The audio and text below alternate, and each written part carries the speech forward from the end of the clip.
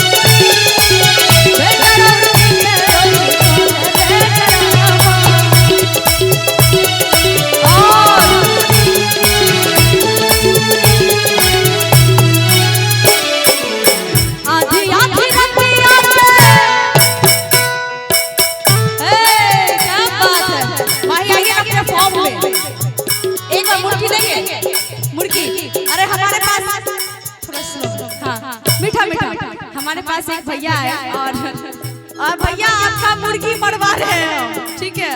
एक भैया है मंच के पीछे, हमको बोलते हैं मैडम मुर्गी मारते हैं ना। हम बोले कि हाँ तो मुर्गी फॉर्म में होता है, कभी कभी मौका मिलता है तो मारने चले जाते हैं। तो वही मुर्गी अभी मारेंगे, मुर्गी नहीं मारेंगे मुर्गी मारेंगे। तो एक बार माई मुर्गी मारते हैं, मुर्गी करते हैं, आइए हम आपको आज सिखाते हैं। हम सीख लिए हैं, हम एक जगह गए थे ना, वहाँ एक डांसर बहुत अच्छी जो मॉडल होती है ना, बहुत अच्छा मुर्गी मार रही थी, हम वहीं से सीख लिए। आज हम माही और ये करेंगे, नहीं मारता ना। चलो ठीक है, हम ही आपको मार के दिखाते हैं, ठीक है। अच्छा लगे तो ताली जरूर बजाइएगा, ठीक है। आधी आधी रतिया के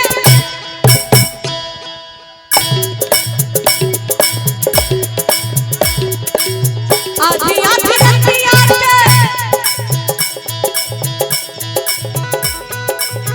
आधी आधी रतिया के घाट पर से आवेले, पीठ के केवारी हम रात जगावेले।